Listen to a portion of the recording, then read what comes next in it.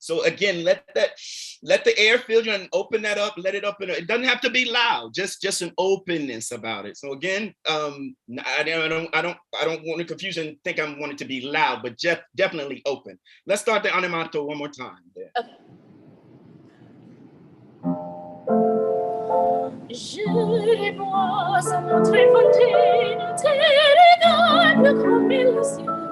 C'est ta rose, c'est ton haleine, et ces étoiles sont tes yeux. Good. Okay, on the A there, think the A a little taller. C'est rose, c'est ton haleine. I think a little taller, a little more taller in the mouth, in the bouche, in the tall in the head there. One more time with that phrase. Je les vois à notre fontaine, tes regards comme le ciel. C'est ta rose, c'est ton haleine, et ces étoiles sont tes yeux. Go on.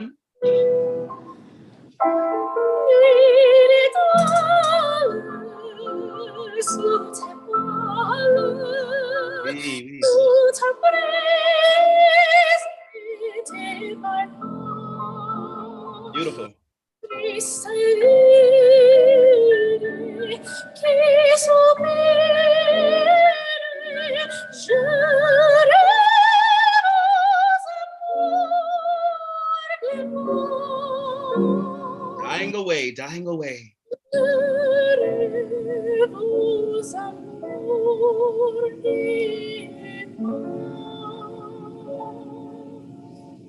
Beautiful.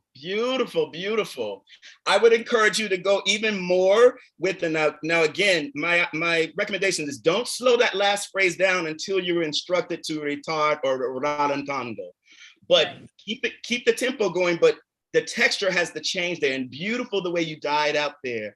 Again, it's sort of symbolic of what he's saying. You lose people, but then you celebrate the life, but then it kind of fades away. Beautiful job, Chantel. Thank you so much for singing for us. Beautiful. Thank you so much. I wish you all the best. Thank you. Thank you, Ms. Johnson. Thank you so much. Next, we have ECSU Senior Baritone, Mr. Isaiah Marshall. Wonderful. Hello, my name is Isaiah Marshall, and I'll be singing Arm Ye Brave from Judas Maccabaeus by George Frederick Handel.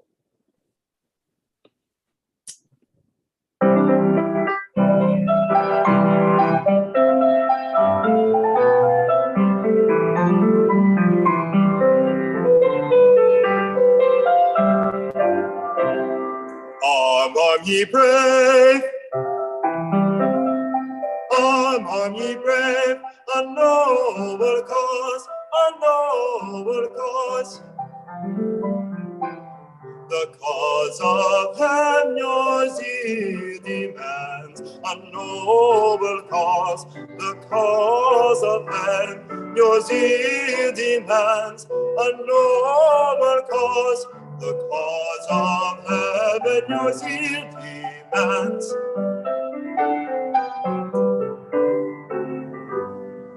Arm ye brave, arm ye brave, a noble cause. Arm ye brave, arm ye brave, a noble cause. The cause of heaven your zeal demands, your zeal demands.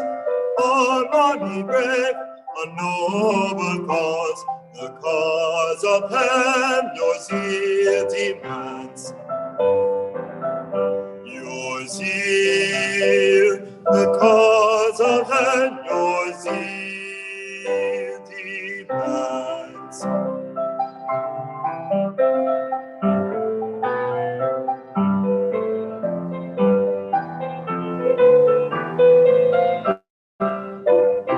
In defense of your nation, religion, and laws, the Almighty Jehovah will strengthen your hands. In defense of your nation, religion, and laws, the Almighty Jehovah will strengthen.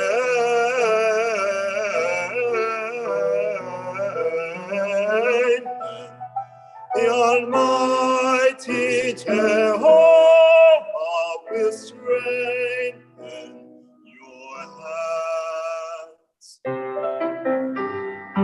On, army brave, a noble cause, the cause of heaven. Your zeal demands a noble cause. Army brave, the cause of heaven. Your zeal demands.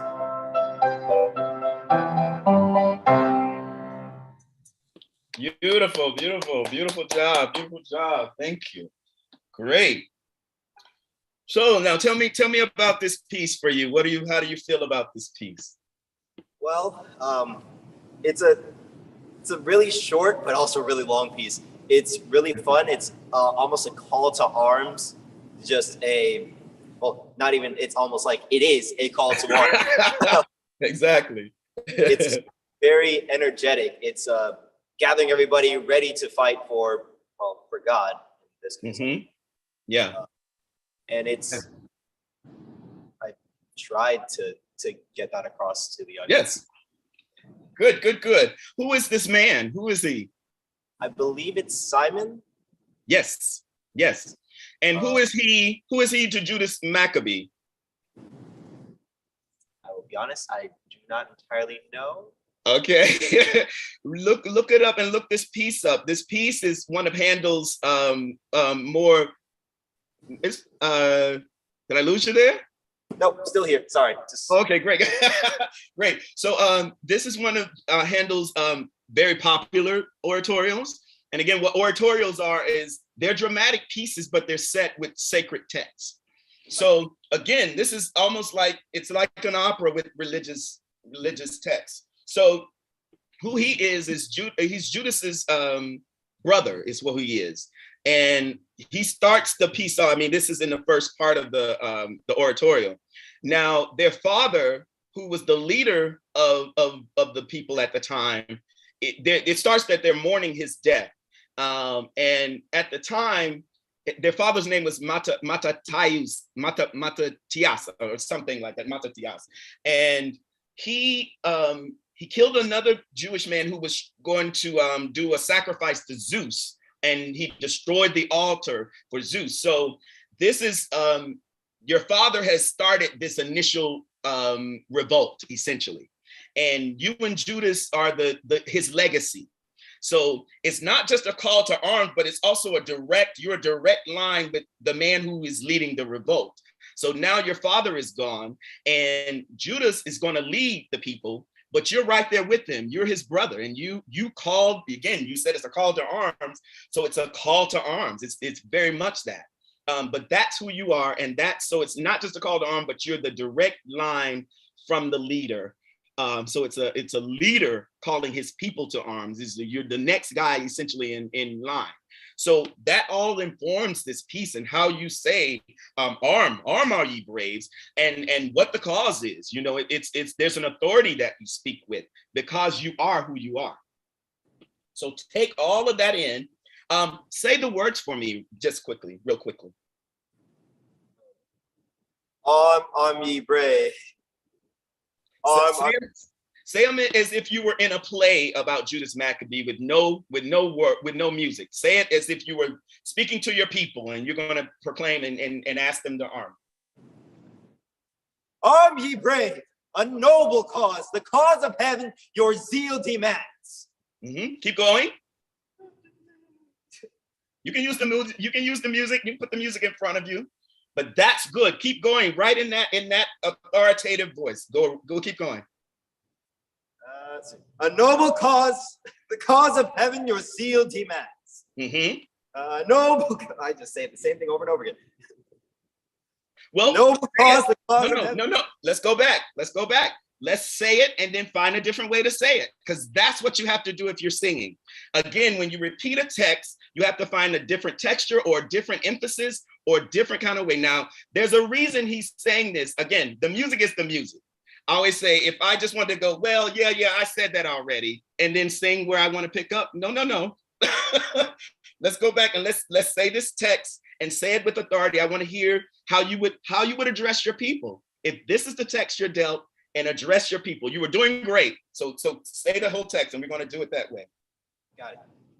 Great. Arm ye brave. Arm ye brave. A noble cause. The cause of heaven your zeal demands. A noble cause. The cause of heaven your zeal demands.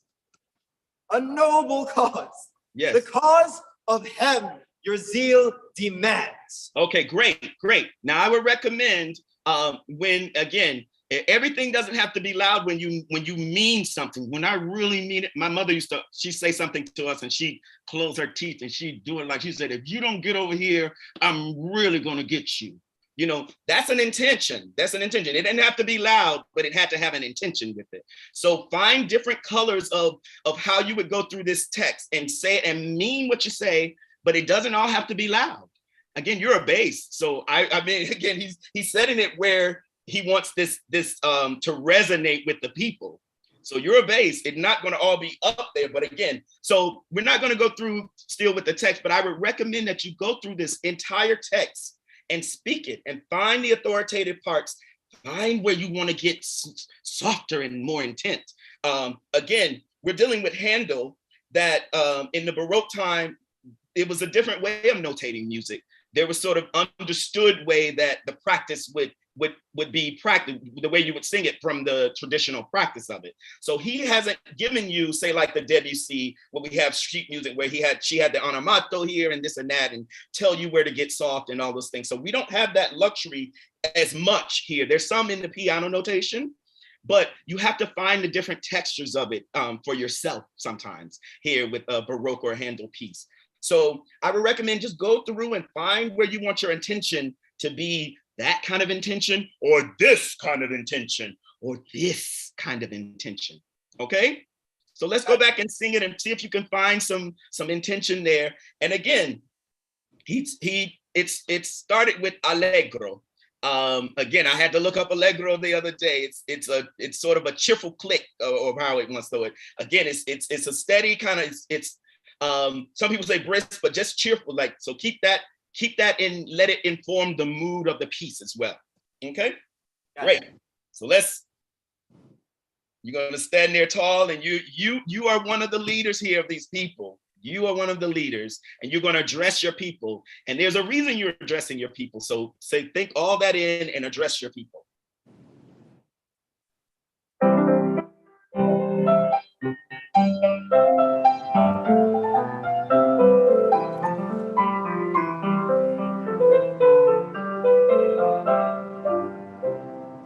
Arm ye brave. Arm ye brave. A noble cause, a noble cause. The cause of heaven your zeal demands, a noble cause. The cause of heaven your zeal demands, a noble cause.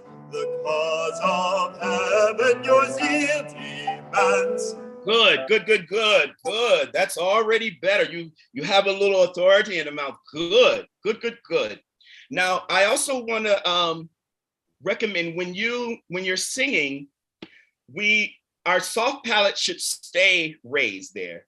Could you sort of open as in if you're going to take a breath to sing, and feel your soft palate raised? Feel that the way. Yes. Almost like if you're going to take a yawn there, like. Exactly. Good. And see, I always say this to students and all, like, yawns are contagious for a reason. When you see someone else yawn, or you even have that emphasis to yawn, it's like the most natural stretch that your soft palate wants to do and extend up. So that John is really a great thing. So when you start your phrase and when you finish your phrase, the soft palate should stay raised there. So even when like you had some good intention with the work, so that sort of opened it up and kept your soft palate raised there. But even when you finish the phrase, their soft palate should still be raised there.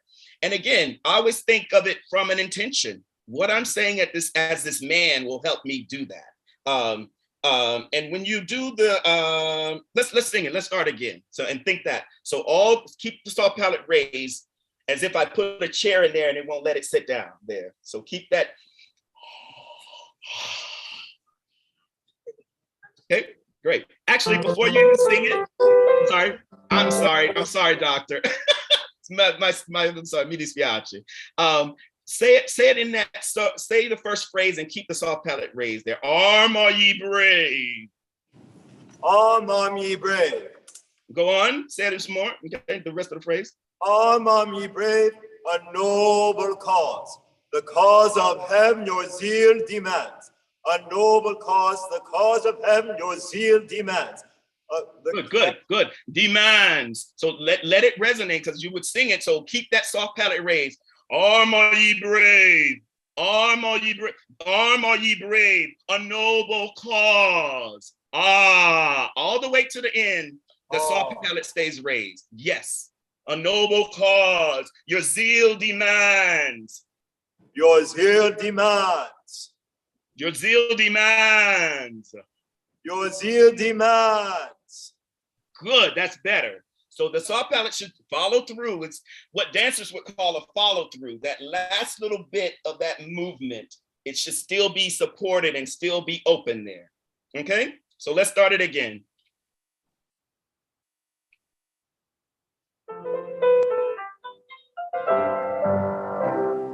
Arm are ye brave. Arm are ye brave, a noble cause, a noble cause. Good.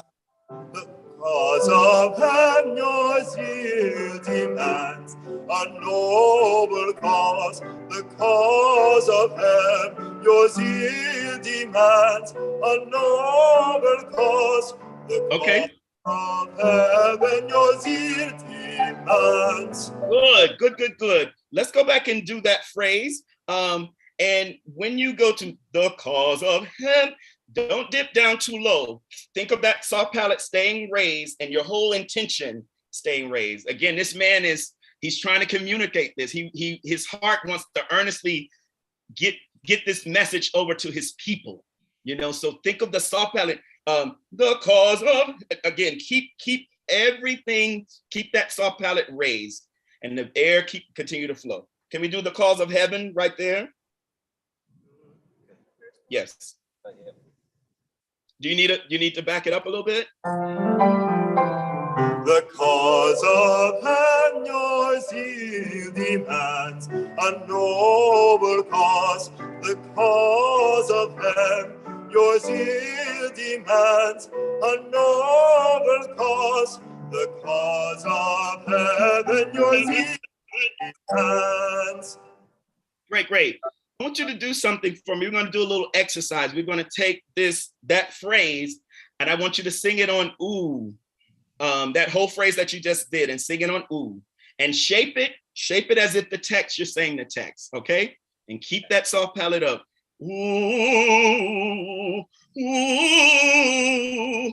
So every time you do these the little phrases that repeat, there's a direction where it's going. Dun, dun, dun, dun, dun, dun, dun, dun, dun, dun, dun. So again, it's got to follow all the way. Dun, dun, dun, dun, dun, dun, dun, dun, dun, dun. Okay? Got it. Let's do it on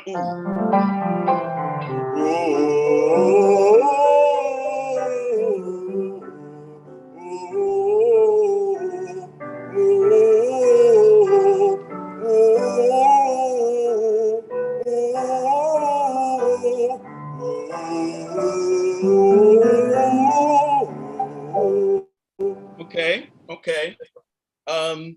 Let's go back and put the words in. And again, think just open, relax, but just open and the text you're saying. So where you're going, each phrase where you're going. Now that's the complete phrase, but each little phrase, like where are you going? You start one and then you have to energize it again there, okay? So keep the support under you there. Again, this is a man of authority. He's a man of authority. You can't wimp out with the, you know what I mean? Like he's got to convince these people that he's strong and he and his brother are capable to lead these people. Okay? So great. Keep the intention. The cause of heaven your zeal demands, a noble cause. The cause of heaven your zeal demands, a noble cause. The cause of heaven your zeal demands. Good. That was better. When are you taking a little catch breaths in between those little phrases? Very small ones, yes. Okay, good. Don't shy away from them when you catch them, but do get them, but be prepared to come back in for the next little phrase. You understand what I'm saying? So it's a noble cause. So you're prepared for the next thing. It doesn't lag behind, so it's got to keep going there. One more time with that phrase, and then we'll move on. It's really good. It's getting a nice texture to it and a good intention. Good. The cause of heaven your zeal demands, a noble cause. The cause of heaven your zeal demands, a noble cause. The cause of heaven your zeal demands. Good. Keep going. You can keep going. Good. Army brave. Army brave, a noble cause.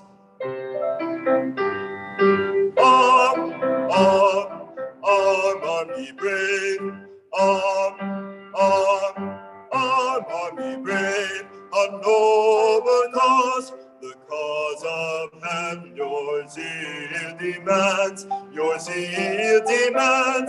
army brave, a noble cause. The cause of heaven your zeal demands.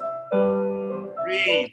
Your zeal, the cause of heaven your zeal demands. Good. Mike, I want to 5 recommend. minutes, Mr. Packer, 5 minutes. 5 minutes. Okay. Good. I want to recommend just make sure you're breathing throughout this piece. Again, it's almost as if this man he's addressing his people, and there's an urgency to what he's addressing. So there's an urgency to the words. So equally, what you're singing has an urgency to it. Equally, your breath should be taken with some urgency. Yeah.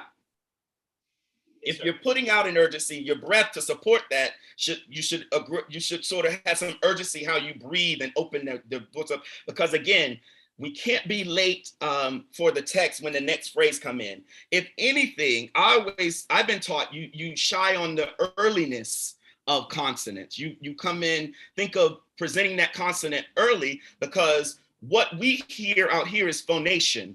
And so we phonate on the vowels. So the consonants need to be out of the way so we can hear the phonation. Some of the consonants we can sing through, some of them are resonators, some of them are plosive and all this kind of thing. But what we hear in phonation are vowel sounds. So the consonant should be almost a little early. And again, we have an arm, it's just the vowel there. There's the arm, are ye brains? The cause. So think that breath has to have a little urgency with it. And I would put it into the character of Simon. I would think, he's trying to get this across to his people. So bring that with the breath, a little urgency with the breath. Okay, let's go on to the next phrase there. Really good. And you were doing a great job of completing the phrase. Keep that soft palate keep that soft palate up and the breath going to the very end of the phrases. Because if we throw away the end part, then it kind of collapses. You understand what I'm saying? The the soft palate collapse and everything collapse. So keep the breath supported through the end. Good job. You were doing it great there. Then let's pick it up. Is it in the defense of your nation? I think that's right. In defense of your nation, religion, and laws, the Almighty Jehovah will strengthen your hands. In defense of your nation. Wait 1 minute. Wait, let's go back. Let's go back again. Let's think of taking the breath before you sing. It's interesting. Sometimes we think, oh, I sing now. No, you sing. Essentially, you start the singing process a whole notation before you come in for that notation. You understand what I'm saying? Sure. So if you're singing a quarter note there, you at least have to breathe a quarter note before you come in. You understand what I'm saying? So get that breath. So then when you come in, you're not behind in the breath and you're ready to say what you have to say. Let's go back and do the end of defense again and take that breath before and in defense. So then you're ready to come in. That springboard is ready to go on ahead. Okay? Got it. In defense of your nation, religion, and laws, the Almighty Jehovah will strengthen your hands. Good. In defense of your nation, religion, and laws, the Breathe. Almighty Jehovah will Breathe. Sorry. Oh. No, I was just screaming at you to breathe. Sorry. Good. Already there was more energy in the words and in the tone. So don't forget to breathe and take, again, what you're saying is got some urgency to it. So the breath you should breathe with some urgency as well. Good. I want to do this strength phrase. So let's back it up a little bit to maybe measure 55 in defense of your nation. 55, did you say? 55 in defense of in defense of the nation. I'm sorry, the measure before, yes. Got it. And before you get to the melisma of the strength, get a really good breath. Get a really good breath because you're going to be staying in that breath and keeping that soft palate sustained. Really good work, sir. Thank you. In defense of your nation, Breathe. religion, and laws, the Almighty Jehovah will strengthen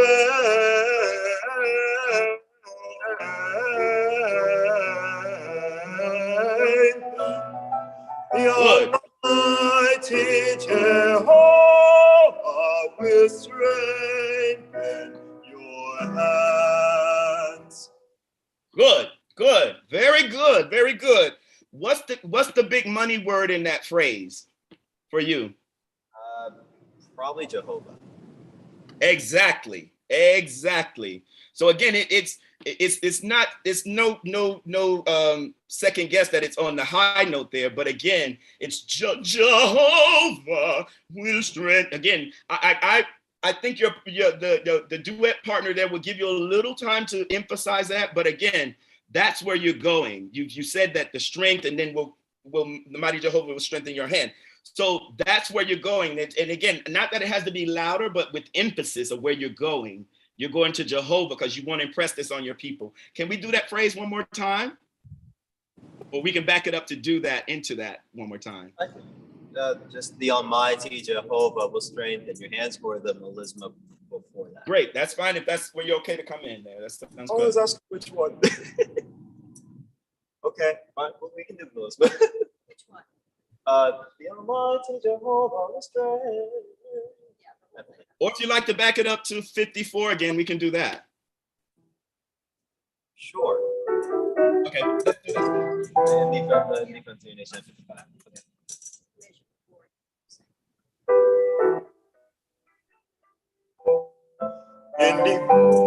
Oh, okay. Your whole mission. Got it. Understood. My bad. That's it. Hold on. It's hard. We've been stopping and starting. Sorry, but right there, yeah. Oh, okay. First Almighty. Almighty Jehovah. I thought we were going back to 55. That's okay. Are we talking about the last one? we talking about? The one with the melisma or just the very last one? Can we go from measure 54? Yeah, okay, back then. Back. Yeah. In defense of your nation, Read. religion, and laws, the Almighty Jehovah Read. will strengthen.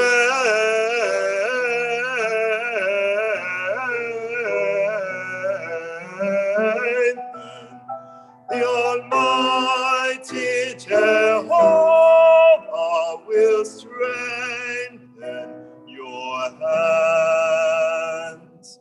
Good. That's Good way to time, keep- Mr. Packer. That's time. Thank you so much, sir. Beautiful work. And thank you to, I'm sorry that your name, Dr. Right. Thank you so very much. Beautiful work. Thank you so very much.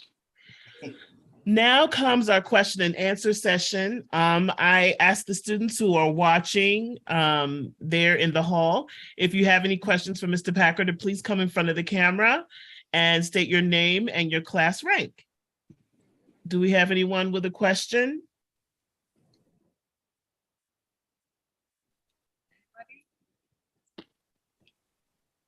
I didn't hear that. Do we have anyone? It looks like we don't. Okay, that's all right. That's quite all right. That's okay. All right. I can vent. So, Mr. Packer, I'll ask my questions. So, you don't have per se the typical operatic career. What can you explain how you got started in your career and how do you categorize your career? Okay. I got started singing in the church when I was a little boy and came up in the church. I started studying music in college and so felt like I was a little late coming to classical study. Mm-hmm. But again, my thought is I can always learn. If you show me how to do something, I can learn it. Mm-hmm. So I've always loved singing. I love singing. I love people and living. Mm-hmm. So that's how I kind of came to theater and opera. And I started in junior college studying. I wanted to be a jazz vocalist initially, once I changed to singing. Mm-hmm. But my thought was that it would serve me better if I had a classical training, and then I could learn the styles and do different styles. Learn the styles and do the different styles, but learn from a classical base of training. And so that was my intention. That's what I did. And sort of that's how I ended. My first teacher led me to opera. We were working on the Schubert Ave Maria, and she was moved by us working with it. And she said, you have the goods to do opera if you want to do opera. And she introduced me to the local opera company there in Mobile, Alabama. Mobile Opera is where I got my start. Nice. And we called them and they welcomed me for an audition. And I got accepted into the ensemble, the chorus there, to where we were paid with a mug. Hey, isn't that how it always starts? Yeah. Yes. The art, So that's where I started in opera, and that's sort of how I started in theater and doing plays and things with the church. And Go ahead. I'm sorry. In studying there, again, I knew I liked to do theater once I decided to go into music. So I was doing a minor in theater and then a major in music. And I started that in the undergrad. So I ended up doing a minor in theater. And then even working on the doctorate postgraduate work, my minor was still in theater with the concentration in costume design, but still in theater. Yeah. Okay. I've always wanted to keep my foot in both opera and musical theater. And this journey has sort of started to open up other possibilities for me in the arts, with television work, film work, commercial work. Wonderful. I'm thankful. I'm very thankful that the arts have blessed me and enriched my life to open up to even more artistic kind of work. Yeah. Excellent. I have a question. So now that you're at this point in your career now, what have you learned now that you didn't know? What was something that you wish you had known while you were in school or an emerging artist that you know Yeah. now? What is it that you wish someone had told you? Yes. I wish someone had told me how the business part of the arts is just that. It's the business part of the arts. Mm-hmm. And you can bank on that part of the arts changing. Yeah. Continue to change. Again, we're artists that use the internal instrument, the only internal instrument. Mm-hmm. And we apply everything, criticism and all of that to ourselves personally. Right. And sometimes it's not personal. It's simply part of the business or what have you. But because we house our instrument inside and we present from ourselves, right, and we present emotions from ourselves and we use all these things. We're vulnerable. Yeah. Mm-hmm. Yes, even more. I find even more so than sometimes other instrumentalists that go into the. In that aspect, I wish someone had told me, like, again, the business is going to change. You can guarantee every business will change. Mm-hmm. And sometimes it may seem as if there's not a place for you in that business, mm-hmm, because of the way that business changed. Right. You have to know yourself as an artist, mm-hmm, and get secure with that. Learn who you are, what your wants are, what you need for your art. And I always tell people, feed your soul, feed your artistic soul, mm-hmm, because that's where it's based. And again, when I always think my soul is here, mm-hmm, my heart is here, and my brain is here. Well, look where the voice box is housed. It's between all of this. Right, again, exactly. All of this has to be right for this to work. Absolutely. Even up here, exactly, this has to be right too. Exactly. Mm-hmm. So you have to seek out good health for all these things, for mm-hmm, this to be good and healthy as well. Mm-hmm. And then you can use that in the business of singing, in the business of art. Right. But you have to find some separation between that. I wish I understood that early on as a young artist. Mm-hmm. So anytime I talk to young singers, and it's like, feed your artistic soul. Find the joy and love of what you do. So then even in the rocky, hard business times, you can, mm-hmm, go and draw on that love, mm-hmm, of what you do. And I've had times in my career where I almost lost the joy of singing and almost lost the joy of the love of singing and the art of it. Mm-hmm. And I've had to be on my path to find it. Yeah. And take some time. Mm-hmm. I had to take some time, sort of separate from the business a bit, because again, we put ourselves on that platter of, do you like me? Can I sing, mm-hmm, for you? Will you work? And when we feel so smashed by that, sometimes you need to put a little distance till you get the love back, mm-hmm, and then jump back in the ring and mm-hmm, have a go at it. But mm-hmm, that's one of the lessons I wish someone told me as a young singer. Find the love of the art. So then you could always go back to that. Right. Always go back. Right. Yeah. Wonderful. Well, that's a great piece of advice for the students who are listening and those who are watching. So let me ask you this: you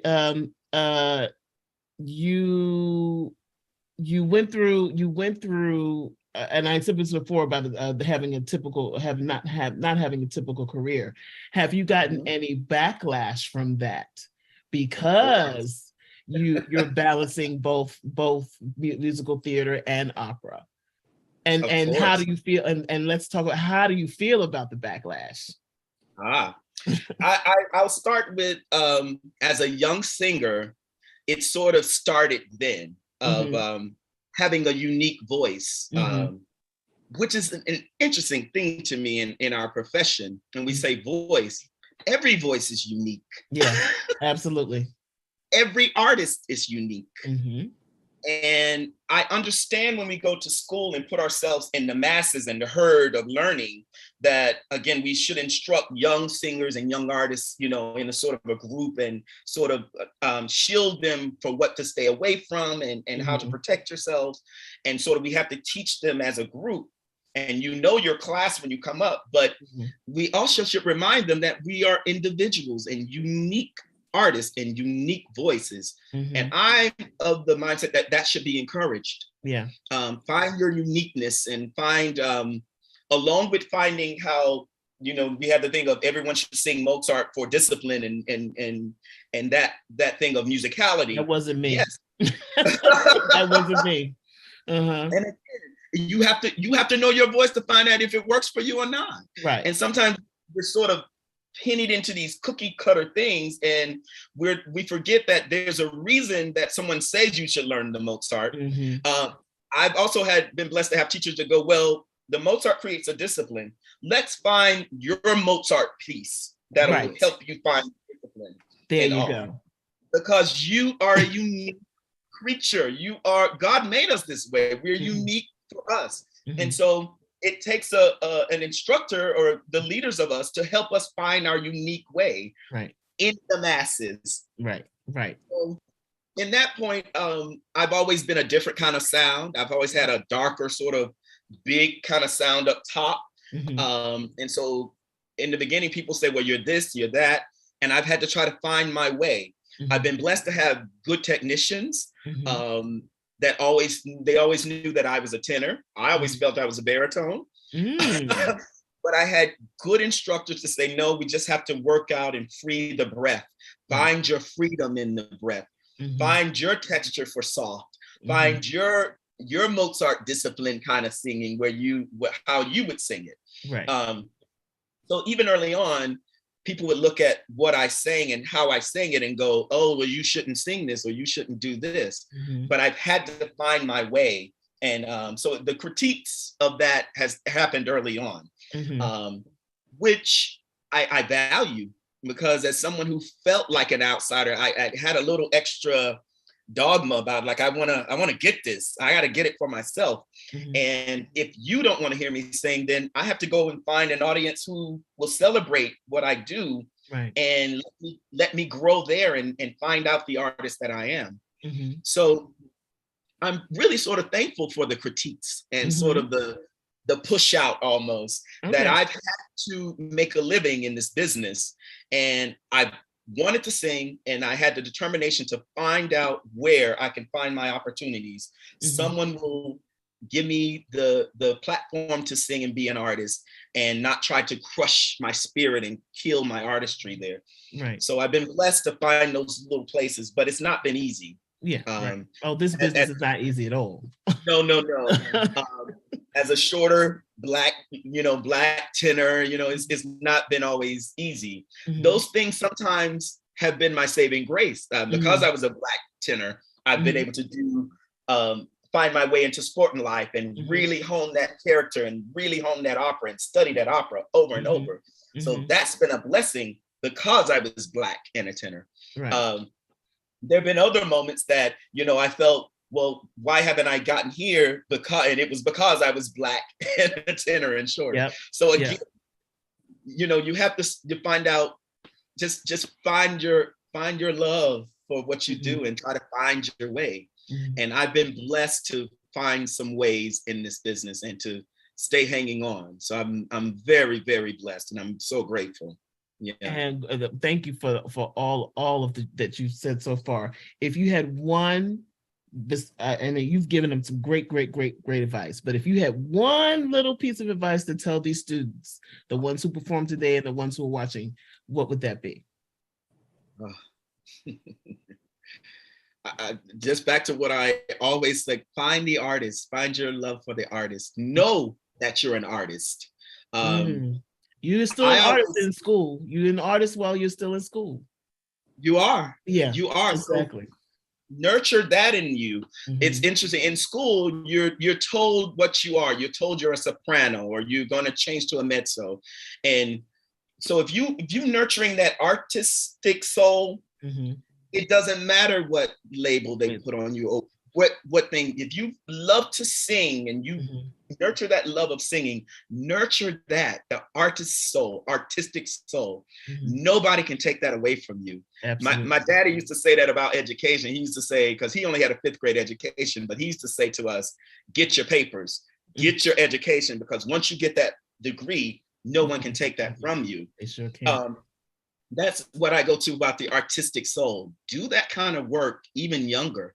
And I find sometimes young people do, whether it's you and your guitar and singing that little melody that you love to sing, let that feed you. If it's poetry, let that feed your artistic soul, because that's what you're going to have to draw from when the business change, or Mhm. you feel like you're right for an opportunity and they say no, and the door's in your face, Right. you have to go and draw from your love of singing and love of art. And that when the businesses all change, you may have to revamp and go a different direction. That's right. Absolutely. I had all my eggs in the opera basket for so long, and I sort of put the musical theater thing on the back burner.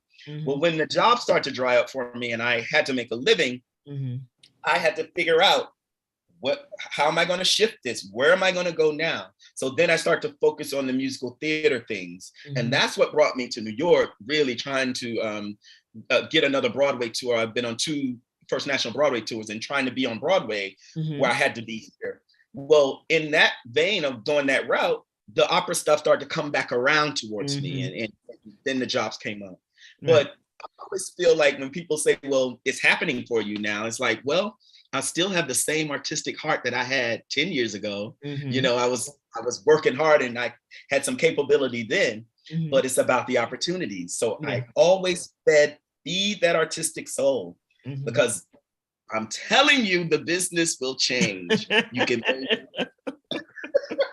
It will, guarantee. Pandemic or not, recession or not, it is going to change again. Yeah, we'll see it again in our lifetime, I'm sure. It'll happen again. Always be ready. Always be prepared.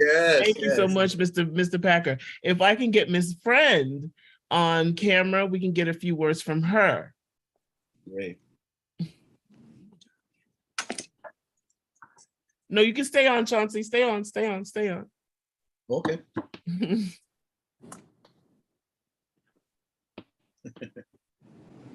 Thank you again for doing this, and thank you for letting those who are in the business touch the youth and the babies that are coming up, because sometimes we're so busy in the work of it. It's like, no, I want to know who's the legacy, who's coming up next. These beautiful children, these beautiful voices. And thank you to the beautiful teacher. Thank you for what you do, how you pour into them. Thank you, the language is beautiful. Thank you so much. Yes, we get a few words from you. Yeah, thank you so much for coming to us with this opportunity. I was so excited for these kids to get to experience someone from outside of, when you're in school, you're in a little school bubble, and it's so nice to have an experience from fully outside of that, someone who's living and working, who has a story that can touch all of us in a different way. And I was really excited with some of the things they did today, and it was really a pleasure to have you all with us. Thank you so much. Yeah, thank you to the students. They were wonderful. Thank you to Mr. Dragson. Dr. Dragson. Thank you so much for accompanying. And we would love to return next fall if you would have us, and hear the next generation that's coming up behind these students. Thank you so much. Thank you. Okay, so now this concludes our CAAPA's virtual masterclass with Elizabeth City State University. I hope everyone's enjoyed the performance as well as took away some valuable insight from Mr. Packer. CAAPA would like to thank ESCU's Department of Music and Visual Arts Chair, Dr. Jeffrey P. Whalen, Adjunct Instructor, Ms. Lesley Friend, Ms. Chantel Johnson, Mr. Isaiah Marshall, their accompanist, Dr. Rachel Gregson, and finally, Mr. Chauncey Packer. Thank you for joining us for today's masterclass. Please mark your calendars for November 9th for our next masterclass with Howard University, facilitated by soprano Kimberly E. Jones. If you are interested in having the CAAPA virtual masterclass series partner with your institution, please stay and watch our exit video, which will have our contact information. Thank you everyone for joining us. We at CAAPA wish you a great day and God bless.